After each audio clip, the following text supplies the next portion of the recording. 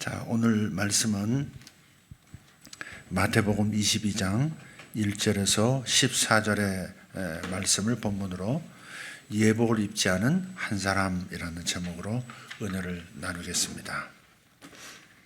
예수께서 다시 비유로 대답하여 이르시되 천국은 마치 자기 아들을 위하여 혼인잔치를 베푼 어떤 임금과 같으니 그 종들을 보내어 그 청한 사람들을 혼인잔치에 오라 하였더니 오기를 싫어하거늘 다시 다른 종들을 보내며 이르되 청한 사람들에게 이르기를 내가 오찬을 준비하되 나의 소와 살진 짐승을 잡고 모든 것을 갖추었으니 혼인잔치에 오소서 하라 하였더니 그들이 돌아보지도 않고 한 사람은 자기 밭으로 한 사람은 자기 사업하러 가고 그 남은 자들은 종들을 잡아 모욕하고 죽이니 임금이 노하여 군대를 보내어 그 살인한 자들을 진멸하고 그 동네를 불사르고 이에 종들에게 이르되 혼인잔치는 준비되었으나 청한 사람들은 합당하지 아니하니 내 거리 길에 가서 사람들을 만나는 대로 혼인잔치에 청하여 오라 한대 종들이 길에 나가 악한 자나 선한 자나 만나는 대로 모두 데려오니 혼인잔치에 손님들이 가득한지라. 임금이 손님들을 보러 들어올세 거기서 예복을 입지 않은 한 사람을 보고 이르되 친구여 어찌하여 예복을 입지 않고 여기 들어왔느냐 하니 그가 아무 말도 못하거늘 임금이 사환들에게 말하되 그 손발을 묶어 바깥 어두운 데 내던지라. 거기서 슬피 울며 이를 갈게 되리라 하니라. 청함을 받은 자는 많되 택함을 받은 자는 적으니라. 아멘.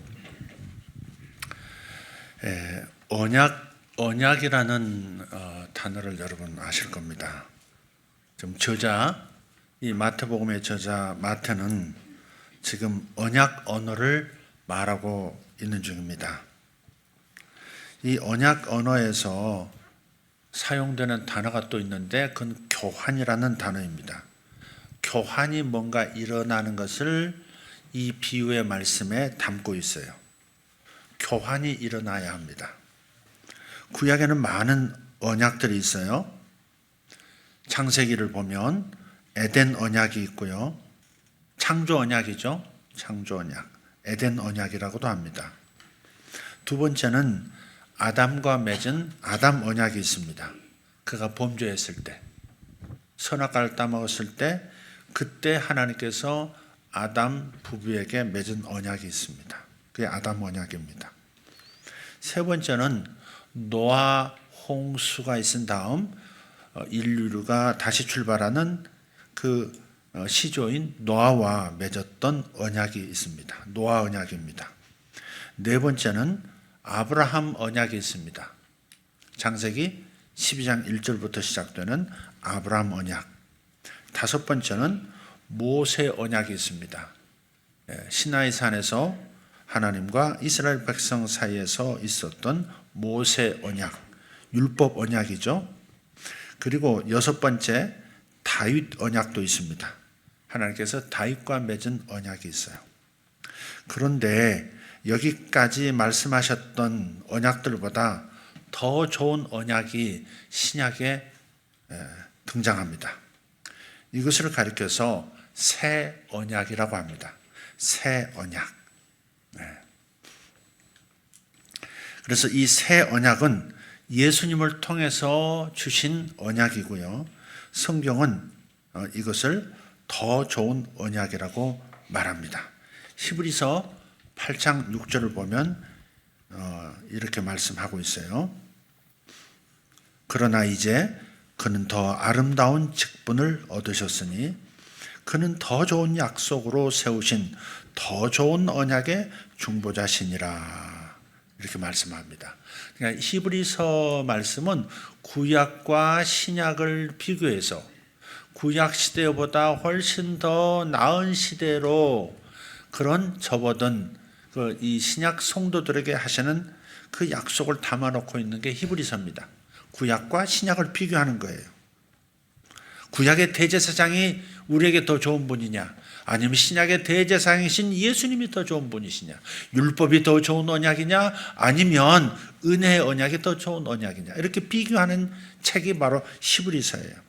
히브리서에서도 더 좋은 약속으로 세우신 더 좋은 언약의 중보자가 바로 주님이시다. 그렇게 말씀하고 있어요.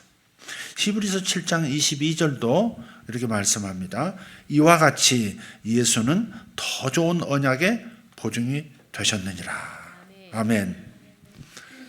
어떤 물체의 그림자를 보면 실체의 형상이 어떠할 것이다, 무엇일 것이다, 어떻게 생겼을 것이다, 이렇게 추측해 볼 수가 있습니다. 그러나 그림자는 단지 2차원에 불과합니다. 2차원입니다. 시선을 돌려서 그림자를 만든 물체 자체를 바라볼 때 내 시야는 그 순간에 3차원이 되는 거죠. 사과의 그림자를 보고 둥그런 실체를 추측할 뿐이지만 사과 자체를 보면 그 입체와 색을 보게 되고 향과 맛도 볼 수 있게 됩니다. 이 둘 사이에는 상당한 차이가 있죠. 그림자와 실체 사이에는 상당한 차이가 있는 것이 분명합니다. 우리가 들고 있는 이 성경의 구약은 아직 오고 있는 무언가의 그림자입니다. 우리가 우리 시야를 신약으로 위치를 옮기는 것은 어떤 의미에서 2차원에서 3차원으로 이동하는 것과 같아요. 그러니 우리가 더 좋은 언약이라고 하는 이 말씀이 실감이 나게 되는 겁니다. 예수님은 형상을 입으신 하나님입니다. 성육신하신 하나님, 인카네이션, 말씀이 영이신 하나님이 육체가 되어 우리 가운데 나타나신 하나님, 그분이 예수님인 줄 믿습니다. 이 하나님께서 예수님을 통해서 우리와 언약을 맺으신 겁니다. 이것이 새 언약입니다.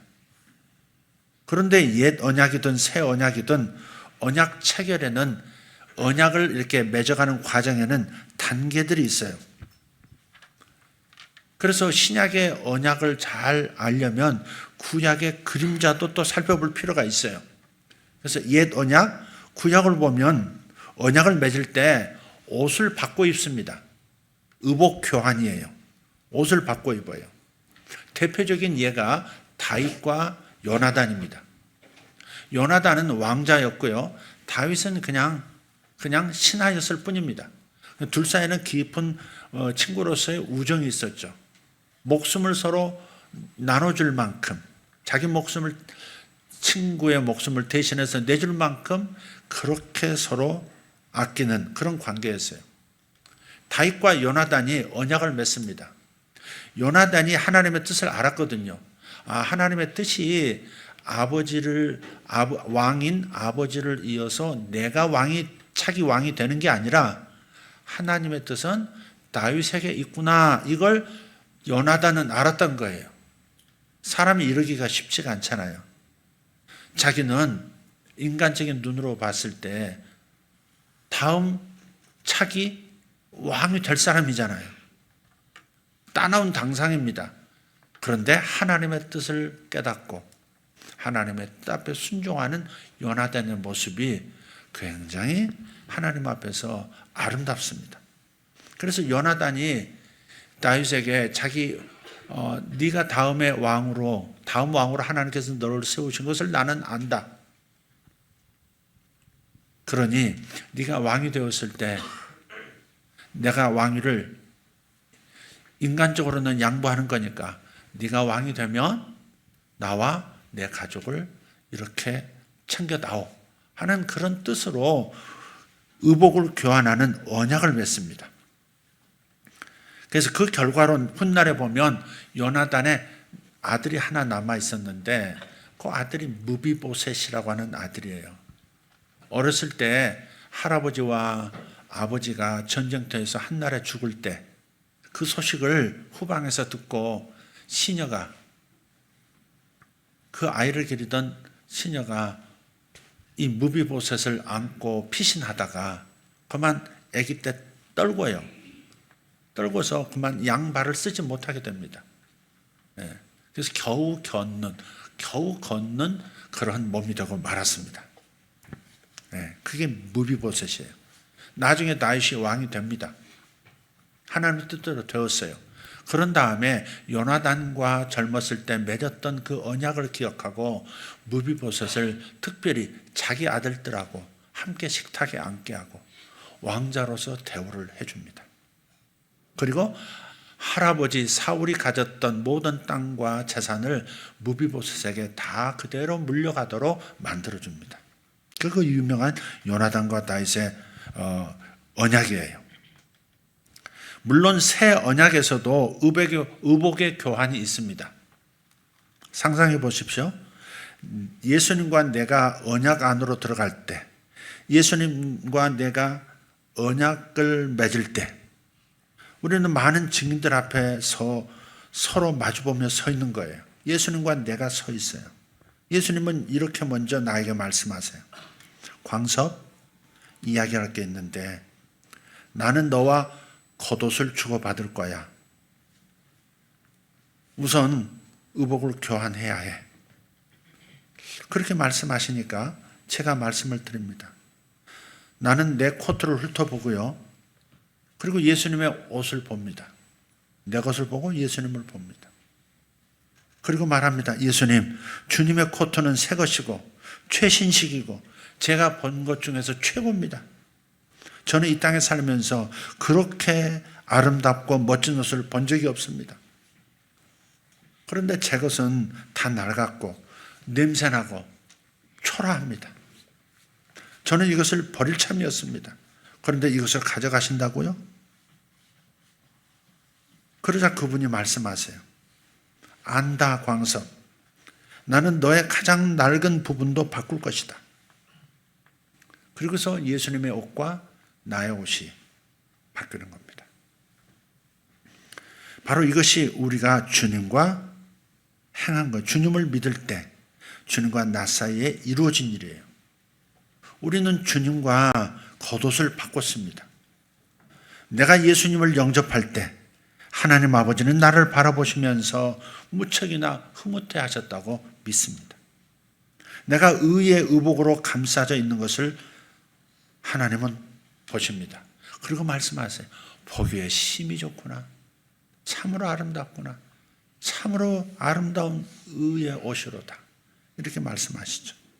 그리고 다시 성부 하나님께서는, 아버지 하나님께서는 당신의 아들이 예수님께서 죄로 가득한 나의 의복을 입고 있는 것을 또 내려다 보십니다. 예수님은 우리의 겉옷을 바꿔주시기 위해서 엄청나게 비싼 값을 치르셨습니다. 고린도후서 5장 21절을 읽어봅시다. 하나님이 죄를 알지도 못하신 이를 우리를 대신하여 죄로 삼으신 것은 우리로 하여금 그 안에서 하나님의 의가 되게 하려 하심이라. 아멘. 사도 바울은 지금 언약 언어를 이야기하고 있는 중입니다. 내가 입고 있던 죄의 옷을 예수께서 가져가셨고 예수께서 입고 계시던 하나님 앞에 영원히 설 수 있는 그 의의 옷이, 예수님의 그 옷이 나에게로 온 거예요. 죄의 옷과 의의 옷이 교환된 겁니다. 마태복음 27장 35절 37절입니다. 그들이 예수를 십자가에 못 박은 후에 그 옷을 제비 뽑아 나누고 거기 앉아 지키더라. 그 머리 위에 이는 유대인의 왕 예수라 쓴 죄패를 붙였더라. 그러니까 영적인 영역에서 벌어진 일, 영적인 영역에서 죄의 옷을 예수께서 가져가시고 당신이 입으셨던 의의 옷을 우리에게 입히신 이 일에 대해서 가시적인 보이는 세계에서 보여주는 그림이 바로 이겁니다. 예수께서는 뻘거 벗으셨고요. 십자가에 매달려 계시고요. 예수께서 입으셨던 그 옷을 그 밑에 있던 죄인들이 찢어서 나누어 제비 뽑아 갖는 겁니다. 죄의 옷과 의의 옷이 교환됐어요. 예수님은 우리에게 입히시기 위해서 당신의 의의 옷을 벗으셨음을 이렇게 보이신 겁니다. 의복 교환의 중요성은 빌립보서 2장 7절 8절에서도 볼 수 있습니다. 오히려 자기를 비워 종의 형체를 가지사 사람들과 같이 되셨고 사람의 모양으로 나타나사 자기를 낮추시고 죽기까지 복종하셨으니 곧 십자가에 죽으심이라. 그래서 이 구절은요, 신성 포기 구절이라고 부릅니다. 신성, 하나님의 하나님 되심을 포기하는, 예수님의 하나님 되심을 포기하는 신성 포기 구절이라고 불려요. 전능하신 하나님, 죄가 없으신 그 완전한 의의 하나님께서 사람의 모양으로 나타나셔서 자기를 낮추시되 죄인이 되어 죽임 당하기까지 복종하셨으니 이는 곧 십자가에서 죽으심이라. 이 개념은 신성 포기하는 이 개념은 자기를 비우는 거예요. 하나님이 사람이 되시고 심지어 죄인으로까지 하향적 사회 이동을 하신 겁니다. 사람들은 상향적 사회 이동에 많은 관심을 가집니다. 좀 더 나은 삶, 좀 더 나은 신분, 항상 여기에 관심이 있어요. 그런데 우리 주님께서는 낮고 낮은 우리와의 동일성을 위해서 하향적 사회 이동을 선택하십니다. 오늘 본문의 말씀은 하나뿐인 당신의 아들의 혼인잔치를 준비하는 임금의 이야기입니다. 여기서 임금은 하나님이시겠죠. 여기서 아들은 예수님이시고. 근데 왕이 초청을 하였으나 오기를 싫어했다, 그렇게 말하고 있습니다. 다 싫어해요. 나는 바쁩니다. 다른 비유에서 보면 나는 지금 땅을 사서 밭갈러 가야 합니다. 나는 소를 사가지고 시험해야 합니다. 나는 뭐 장사해야 되기 때문에 지금 거래해야 되기 때문에 못 갑니다. 이렇게 전부 거절을 합니다. 오기 싫어했어요. 그러자 왕이 다시 당신이 준비한 이 풍성한 연회장의 이 엄청난 풍성함을 미리 저들에게 귀띔하라고도 말합니다. 4절을 보겠습니다. 다시 다른 종들을 보내며 이르되 청한 사람들에게 이르기를 내가 오찬을 준비하되 나의 소와 살진 짐승을 잡고 모든 것을 갖추었으니 혼인잔치에 오소서 하라 하였더니. 그러자 이번에는 5절 6절인데요. 그들은 돌아보지도 않고 한 사람은 자기 밭으로 한 사람은 자기 사업하러 가고 그 남은 자들은 종들을 잡아 모욕하고 죽였다 그래요. 이 일은 구약에서도 벌어졌고요. 신약에서도 벌어진 일입니다. 수많은 하나님의 종들, 선지자들을 저들이 돌로 때려 죽였습니다. 자신들이 원하는 말을 하지 않는다는 거죠. 하나님의 초청을 거절하는 것을 하나님이 보내신 선지자들을 죽인 것으로 보이는 겁니다. 자신들의 의도를 보이는 거예요. 죄인들은 선지자들과 사도들을 모욕했고요. 죽이기까지 하면서 새 언약을, 즉 복음을 거절합니다. 복음을 전하는 사도들을 죽였잖아요. 복음을 전하는 전도자들을 박해하고 가두고 죽였지 않습니까? 새 언약을 거절합니다. 하나님의 초청을 거절하는 거예요. 이 이야기의 핵심 언어는 예복입니다. 예복.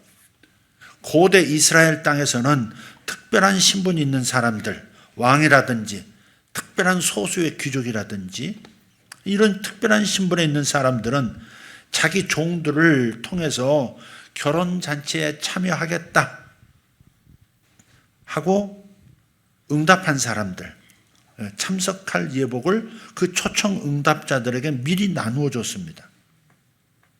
그 잔치 자리에는 반드시 그 예복을 입어야 되거든요. 그래서 가겠습니다 하는 사람에게는 예복을 나눠주고 돌아오는 겁니다. 반드시 그 예복을 입어야 해요.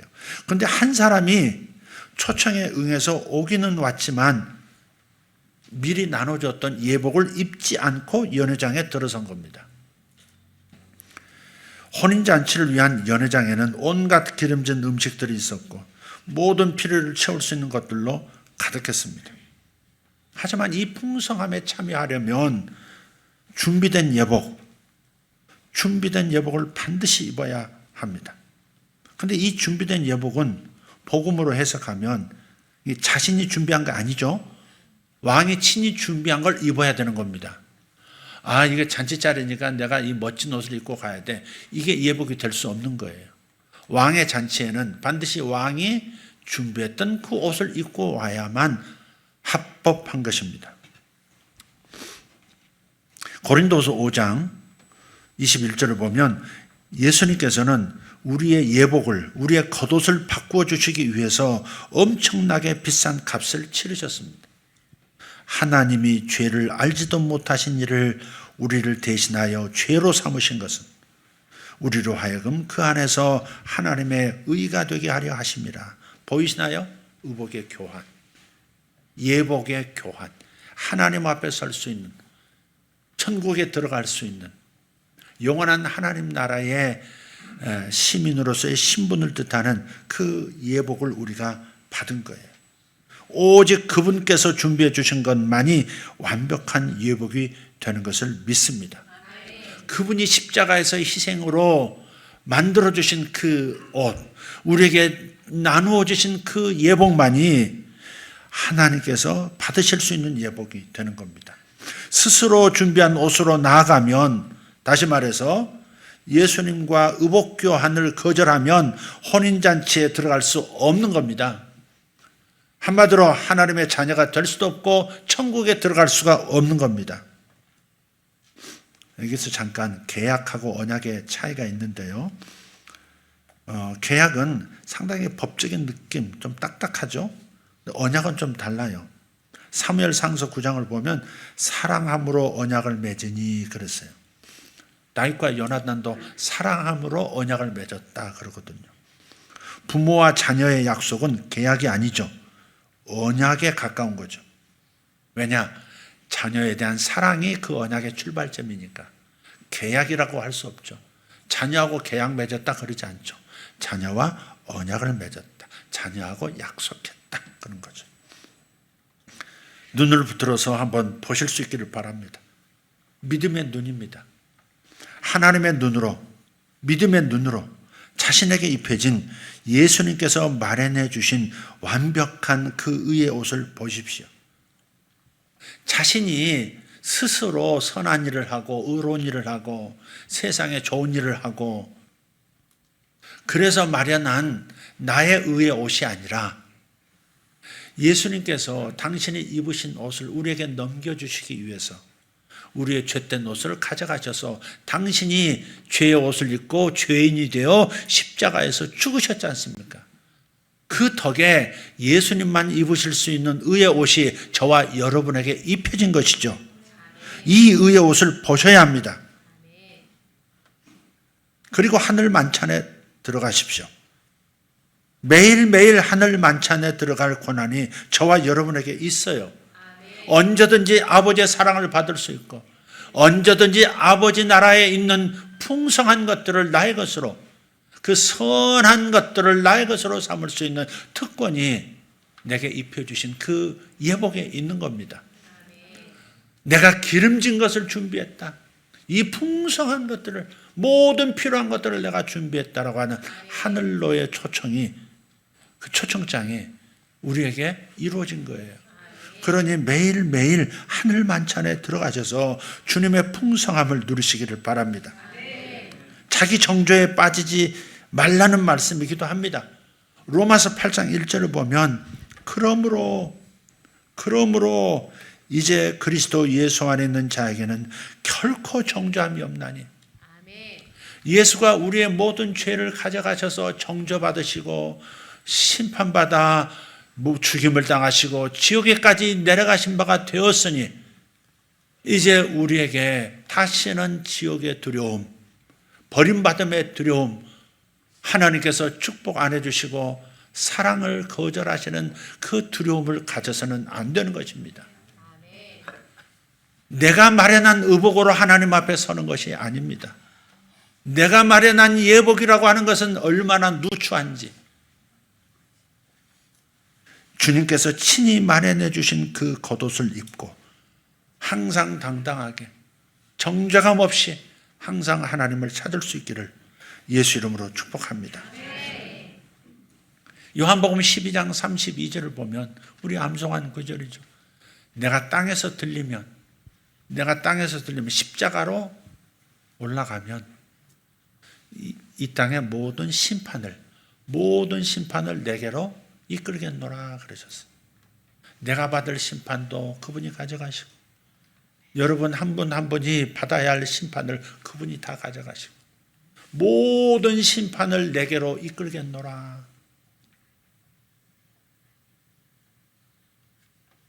인간들이 받아야 할 모든 심판을 내가 가져가겠노라.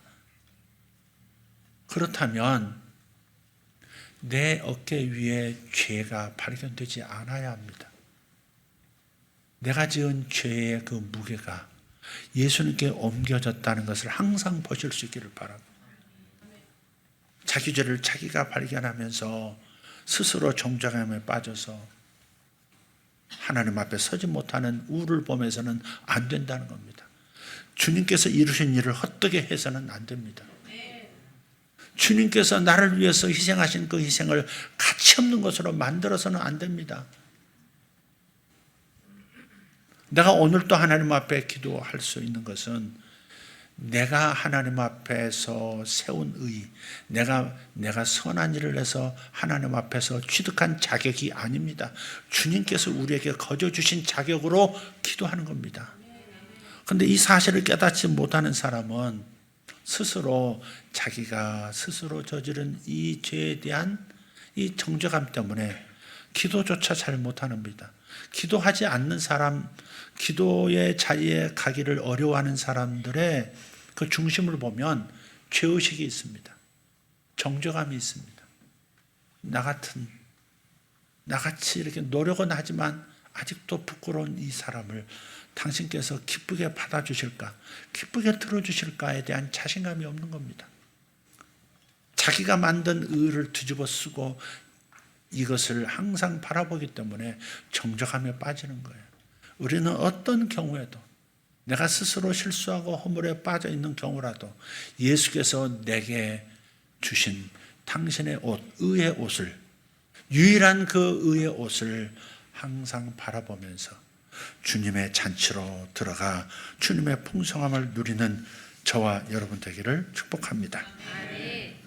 로마서 14장 22절을 또 보겠습니다. 내게 있는 믿음을 하나님 앞에서 스스로 가지고 있으라. 자기가 옳다 하는 바로 자기를 정죄하지 아니하는 자는 복이 있도다. 하나님은 나를 정죄하지 아니하시는데, 하나님은 내게 입혀진 예수의 의의 옷을 바라보시고 계시는데, 나는 나를 옳다 하지 않게 된다면, 즉 나 자신을 내가 스스로 정죄한다면 그건 복이 되지 못한다는 거예요. 어떤 경우도 마찬가지입니다. 이런 은혜가 세상에 어디 있습니까? 이런 놀라운 축복이 어디 있습니까? 이게 진짜 복음입니다. 그래도 네가 잘해야지, 이런 것들을 섞어서는 안 됩니다. 하나님 앞에 서는데, 하나님의 잔치에 들어가는 데 있어서 인간의 노력과 인간의 의를 섞어서는 안 됩니다. 오직 예수의 의, 예수께서 내게 입혀주신 그 예복만, 그분이 마련하신 예복만 집중하고 하나님의 잔치로 들어가야 하는 겁니다. 그래서 이게 말하는 거예요. 자기가 옳다는, 바로 자기를 정죄하지 아니하는 자는 복이 있도다. 내 행실이 다 옳아서 내가 옳다라고 말하는 게 아니에요. 예수께서 내게 입혀주신 이 너는 옳은 사람이야, 너는 의인이야, 너는 완벽한 존재야, 너는 하나님의 자녀로서 조금도 부족함이 없어라고 해주시는 바로 그 의의 옷, 그것 때문에 내가 옳다라고 나를 말할 수 있는 거죠. 여기서 옳다 하는 이란 말은 의롭다 하는 건, 자기가 자기를 의롭다 하는, 바로 자기를 정죄하지 아니하는 자는 복이 있도다. 나는 예수로 말미암아 의롭다 하는 믿음의 사람은 복이 따르는 줄 믿습니다. 풍성한 삶이 기다리고 있습니다. 이것이 마태복음 6장 33절에서 말씀하신 바, 그런즉 너희는 먼저 그의 나라와 그의 의를 구하라, 그리하면 이 모든 것을 너희에게 더하시리라의 참뜻입니다. 예수님께서 마련해 주신 그 의의 옷을, 즉 예수를 먼저 구하라. 그러면 아버지께서 마련하신 이 풍성한 것들을 너희에게 더해 주실 것이다. 아멘. 먼저 구할 것이 뭐예요? 예수의 의의 옷. 십자가에서 마련해 주신 예수님이 마련하신 당신의 옷. 그것을 우리가 구하는 겁니다. 항상 그것이 내게 있음을 확인하는 겁니다. 영의 눈을 떠서 내가 입고 있는 의의 옷을 볼 수 있으면 얼마나 좋겠습니까? 영안이 떠져서 보이십니까 지금? 제가 입고 있는 보이십니까? 영안이 아직 안 떠진 겁니다. 저는 보입니다. 여러분이 의의 옷을 입고 있습니다. 저 성가대 옷 저렇게 다 자기 옷을 다 덮고 자기 속이 안 보이게 가운 뒤집어 입고 입듯이 저는 보입니다. 이것은 영안이 열려서가 아니라 믿음의 눈으로 보는 것입니다. 의의 옷을 보셔야 합니다. 다 예복 입은 자들입니다. 자기 자랑을 하면 그 예복을 벗어버리는 거예요. 자기 옷 입고 왕궁에 들어가는 겁니다. 자기 의를 자랑하지 마십시오. 나보다 깨끗하면 얼마나 깨끗합니까? 저 사람보다 내가 선하면 얼마나 더 선합니까? 덧진 개찐이란 말도 있는데 50보 100보입니다. 다 오염된 의입니다. 인간이 만든 선은 오염된 선입니다. 동기에서부터 다 오염이 되어 있습니다. 완전한 의, 완전한 선, 하나님 앞에 설 수 있는 자격이라는 것은 인간은 스스로 마련할 수 없습니다. 오직 예수께서 마련하신 그 옷만이, 예수의 공로만이 왕의 잔치에 들어갈 수 있게 해주는 거예요. 그 자신감이 여러분에게 있으셔야 돼요. 예수께서 내게 입혀주신 그 신분, 그 의의 옷을, 그 예복을 여러분이 인식해야 정죄감 없이 가서서 하나님 나라에서 준비하신 것들을 취해올 수 있는 거예요. 이것을 깨닫지 못하면, 이것을 인식하지 못하면 자신 있게 믿음으로 취해올 수가 없습니다. 그래서 복이 되지 않는다고 말을 하는 거예요. 자기를 정죄하지 아니하는, 예수께서 마련하신 의의 옷을, 예복을 입고 그래서 자신을 정죄하지 않는 사람은 복이 있다라고 말씀하시는 것이고, 이 의의 옷을 가진 자는, 취한 자는 이 모든 것도 너희에게 나타나게 될 것이다 라고 말씀하시는 것, 확신하시기를 축복합니다. 하나님이 나 같은 사람의 예배를 받으실까? 나 같은 사람의 기도를 들어주실까? 나 같은 사람의 봉사를 하나님께서 어여삐 보실까? 돈을 많이 벌고자 하면서도 한편의 마음에 이거 탐욕이 아닐까? 하나님이 싫어하시는 거 아닐까? 주님이 기뻐하시지 않을지도 몰라. 우리는 그렇게 학습을 받아왔습니다. 돈은 영적인 것이 아니야. 돈은 영적인 게 아니야. 이 더블 메시지를 자신에게 보내서는 안 돼요. 제가 자주 표현하는 냉탕, 온탕을 번갈아서 들락거리는 사람 돼서는 안 돼요. 그러면 죽도 밥도 안 됩니다. 교회 안에 율법주의자들의 많은 까닭은 그래서 그런 거예요. 오직 주님의 의만이 하나님 앞에 설 수 있는 자격이 된다. 주님이 마련하신 예복만이 환영받는 사람이다 하는 것을 놓치면, 그럼 우리는 율법주의자들이 되는 거예요. 사도 바울은 의심하면서 먹는 사람은 죄를 범한 것이다 라고 했죠. 로마서 14장 23절 말씀, 믿음을 따라하지 아니하는 것은 다 죄인이라 그랬어요. 믿음을 통해서 행하지 아니하는 것은 다 죄라는 거예요. 내가 기도하는 거, 내가 봉사하는 거, 사람을 섬기는 거, 사역하는 거, 돈을 버는 거, 모든 일들, 믿음을 따라하지 않으면 주님께서 나에게 축복하신다. 나는 예복을 입은 자이기 때문에 이 풍성한 하나님 나라의 기름진 것들을 먹을 수 있는 자격이 있다. 이 믿음을 가지고 하지 않는 것은 다 죄라는 거예요. 믿음을 따라하지 아니하는 것은 다 죄니라. 이처럼 불신은 죄인 거예요. 옛날에 우리 평창 수양관에 자작나무들이 많았어요. 지금도 있지만 변두리 쪽에 있고요. 경내에는 거의 대부분 베냈습니다. 왜냐하면 어떤 아이 하나가 자작나무 알레르기가 있는 거예요. 평창만 갔다 오면 온몸에 막 그렇게 두드러져 나고 간지러워서 그냥 잠을 못 자는 거예요. 확실히 의사는 의사예요. 병원을 갔더니 이거저거 조사해 보더니 혹시 집에 자작나무 있어요? 그러더래요. 의사 선생님. 자작나무를 딱 집어서 얘기한 거예요. 자작나무 있어요? 아, 우리 집에는 없지만 어제도 자작나무 밑에서 놀다 왔습니다. 그래서 그런 거예요. 자작나무 알레르기예요. 별게 다 있어요. 그래서 그 수양관 오고 가는 길목에 있는 것은 다 뱄어요. 그리고 밭 주변으로만 이렇게 자작나무를 남겨놨죠. 그리고 그 자리에 벚꽃나무를 심으려고 했습니다. 우리 속에 있는 잘못된 의식은 베어내셔야 합니다. 베어내셔야 합니다. 그리고 정말 순수한 복음, 새 언약을 심으시기를 바라요. 예수께서 마련하신, 왕이 마련하신 옷 아니면 하나님 나라 잔치에 들어갈 수 없다니까요. 주님께서 이렇게 긴 비유의 말씀을 하신 것은 하나님이 친히 마련하신 예복 아니면 하나님 앞에서 설 수가 없어요. 아무리 화려해 보이고 아무리 아름다워 보여도 자신이 만든 것 가지고는 하나님의 잔치에 들어갈 수 없다니까요. 그래서 항상 우리는 예수의 의의 옷을 입어야 하고 믿음으로 취해야 하고, 그래서 자신을 정죄하지 않은 채 당당히 하나님 나라 안으로 들어가서 풍성한 주님이 마련하신 은혜를 받아 누리는 겁니다. 잘못된 의식이 뭐예요? 그래도 내가 잘못했는데 어떻게 뻔뻔하게 하나님 앞에 설 수 있느냐는 이 자기의가 참 문제인 거예요.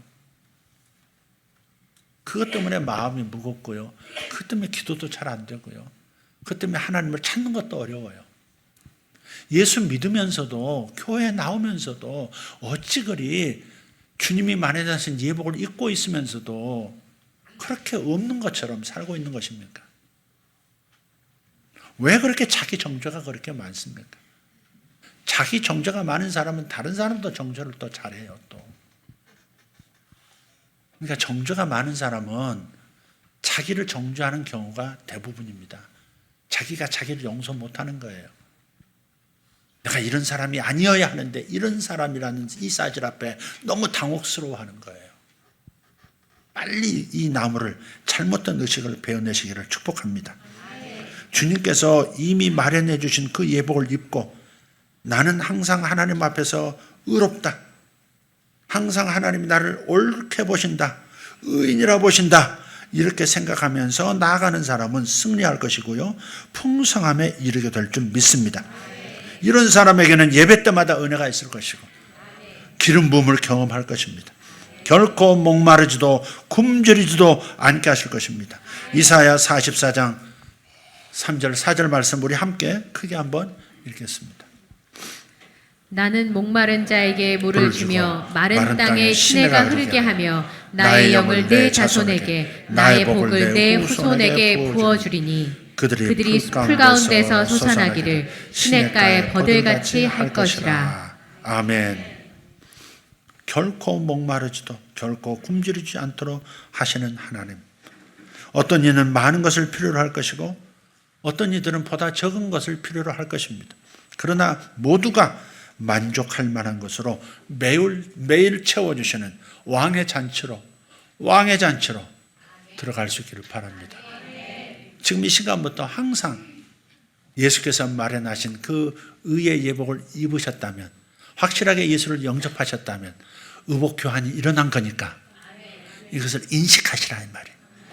그래서 항상 하나님 앞에서 하나님은 겉옷 안에 있는 내 흉터를 보시고 왕이 주신 예복 안에 있는 이걸 보시는 게 아니라 왕이 마련해 주신 예복 이 자체를 바라보시면서 웰컴 하시는, 잘 왔다 내 아들, 잘 왔다 내 딸 하시는 주님의 사랑 안에서 날마다 자유를 얻으시기를 바랍니다. 오직 예복의 자격으로 그 풍성한 하나님 나라 안으로 들어가십시다. 오늘도 내일도 좋은 일이 있을 것입니다. 왜냐하면 주님의 나라는 풍성하기 때문에 여러분 절대 결핍되지 않은 삶, 목마르지 않는 삶을 영위하게 될 것입니다. 기도하겠습니다. 하나님 감사합니다. 오늘 다시 한번 복음의 말씀을 이 왕의 잔치라는 그림 언어로 다시 한번 확인했습니다. 너는 어찌하여 예복을 입지 않고 여기 들어왔느냐?